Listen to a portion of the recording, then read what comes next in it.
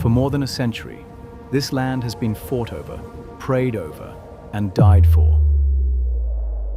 The world knows the conflict, but history tells a far longer story. Because no conflict begins with war. Every conflict has a beginning. And to understand this one, we have to travel back more than 100 years. At the eastern edge of the Mediterranean lies a small piece of land. You could drive across it in just a few hours, yet for thousands of years it has shaped the course of history. To billions of people, this is more than land, it is sacred. Jews know it as the homeland of their ancient kingdoms and the city of Jerusalem. Christians believe it is where Jesus lived, taught, and was crucified. Muslims revere it as the home of Al-Aqsa Mosque, one of Islam's holiest sites. 3 religions, 1 land, countless generations connected to the same place. Over the centuries, empires came and empires went. The Romans, the Byzantines, the early Islamic caliphates, the Crusaders, and finally, the Ottoman Empire. Borders changed, kings rose, kingdoms fell, but life continued.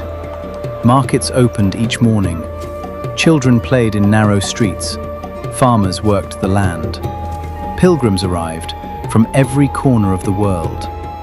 By the early 20th century, this region, known as Palestine, was part of the Ottoman Empire. Most of its people were Arabic-speaking Muslims and Christians. Alongside them lived long-established Jewish communities, while new Jewish immigrants also began arriving, inspired by the growing Zionist movement in Europe. The future was uncertain, but the modern conflict had not yet begun. Then, the First World War changed everything. The Ottoman Empire, which had ruled this land for centuries, began to collapse. As one empire disappeared, another prepared to decide the region's future. And in 1917, a single declaration would change history forever.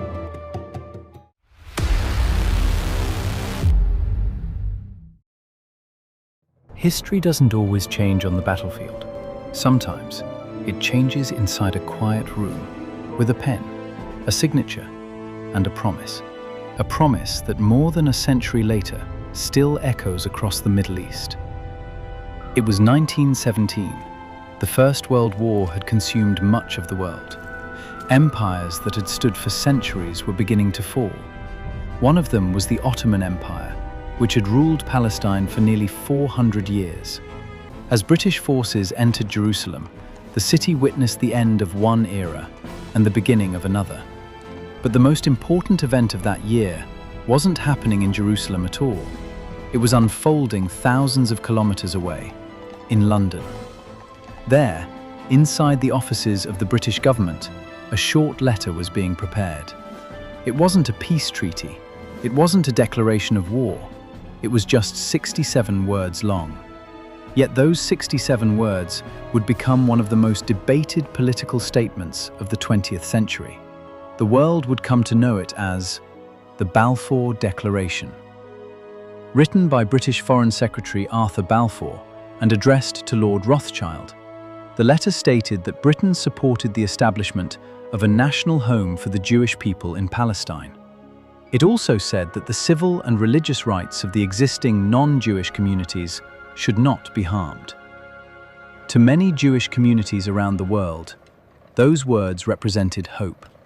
For generations, Jews had faced discrimination, persecution, and violent attacks in many parts of Europe. For supporters of the Zionist movement, Britain's declaration suggested that the dream of a homeland might finally become possible. But the same letter was received very differently by many Arab residents of Palestine. They saw decisions about their homeland being discussed without their participation. Questions quickly emerged. What exactly did Britain's promise mean? Who would decide the future of the land? And what would happen to the people already living there? No one had clear answers. But one thing was becoming increasingly obvious. Two different national aspirations were beginning to focus on the same land. In 1920, Britain was given the mandate for Palestine by the League of Nations, placing the territory under British administration. Over the years that followed, Jewish immigration increased. While many Palestinian Arabs grew increasingly concerned about land, the British administration found itself trying to balance competing expectations, an increasingly difficult task. What had started as a letter was becoming reality. A promise made in London was beginning to reshape everyday life in Palestine. And with every passing year, the distance between hope and fear grew wider. The conflict that the world recognizes today had not fully erupted, but its foundations were now firmly in place. The next 3 decades would bring riots, revolts, mass migration, and a tragedy in Europe that would change everything once again.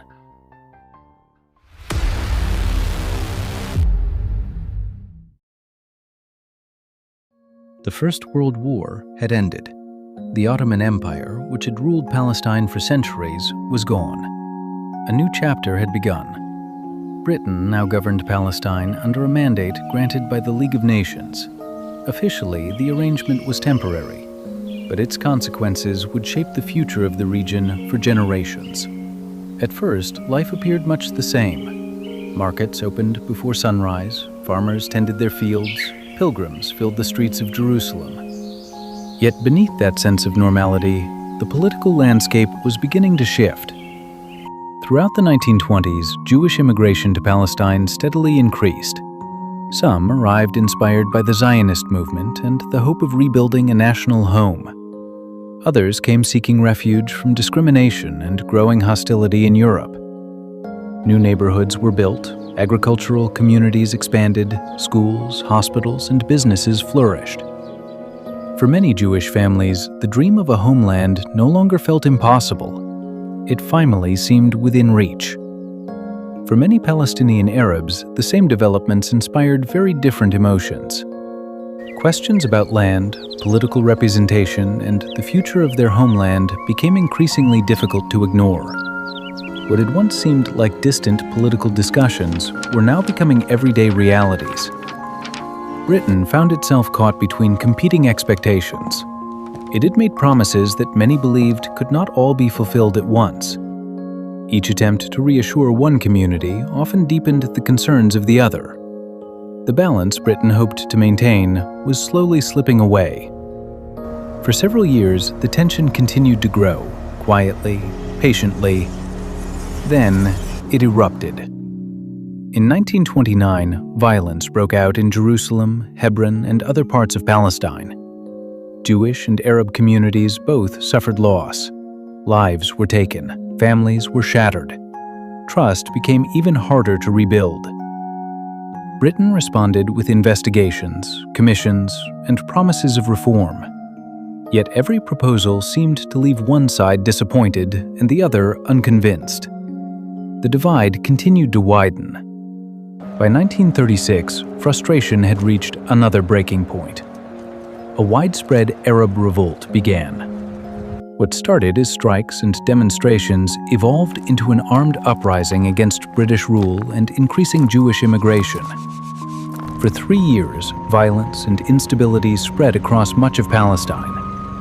British forces eventually suppressed the revolt. Thousands were arrested, many were killed or wounded. But ending the revolt did not resolve the conflict. It simply postponed the questions that had caused it.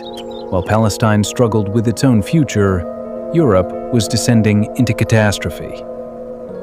In Germany, Adolf Hitler and the Nazi Party tightened their grip on power. Anti-Jewish persecution intensified. Then came the Second World War, and with it, the Holocaust. 6 million Jews were murdered by Nazi Germany and its collaborators, one of the greatest human tragedies in modern history. Support for establishing a Jewish homeland grew stronger than ever before. Britain now faced mounting violence, international pressure, and a problem it no longer believed it could solve alone. In 1947, it referred the future of Palestine to the newly formed United Nations. After months of debate, the United Nations proposed partition. The plan called for two states, one Jewish, one Arab. Jerusalem, because of its unique religious significance, would be placed under international administration.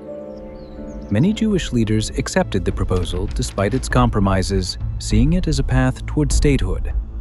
Many Arab leaders rejected it, arguing that it did not fairly reflect the wishes or demographics of the people living in Palestine. The disagreement was immediate. The chances of compromise grew smaller. What had begun with diplomacy, letters, and negotiations had reached its limit. The next chapter would no longer be decided in conference rooms. It would be decided on the battlefield.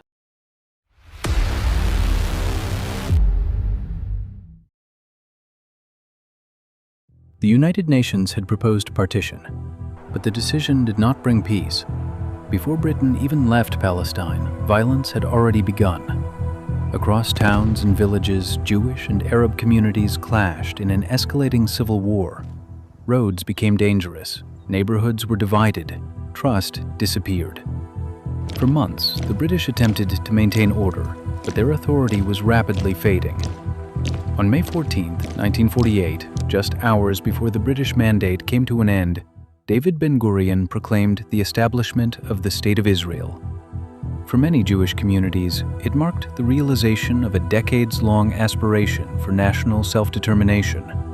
For many Palestinians, it marked the beginning of a catastrophe that would later become known as the Nakba, the Arabic word for catastrophe.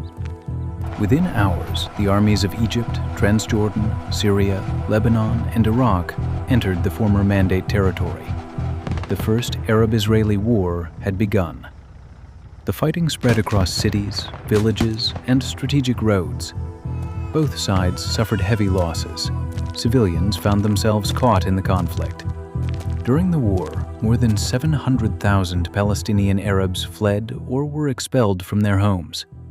Many believed they would return once the fighting ended. For most, that return never came. At the same time, thousands of Jews living in areas captured during the war were also displaced. Communities that had existed for generations disappeared almost overnight. By early 1949, Israeli forces controlled more territory than had been allocated under the United Nations Partition Plan. Separate armistice agreements were signed with neighboring Arab states. The fighting had stopped, but peace had not begun. The West Bank came under Jordanian control. The Gaza Strip came under Egyptian administration. Jerusalem remained divided.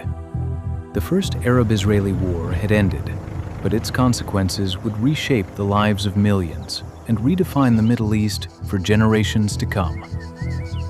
The guns had fallen silent, but the conflict was only beginning.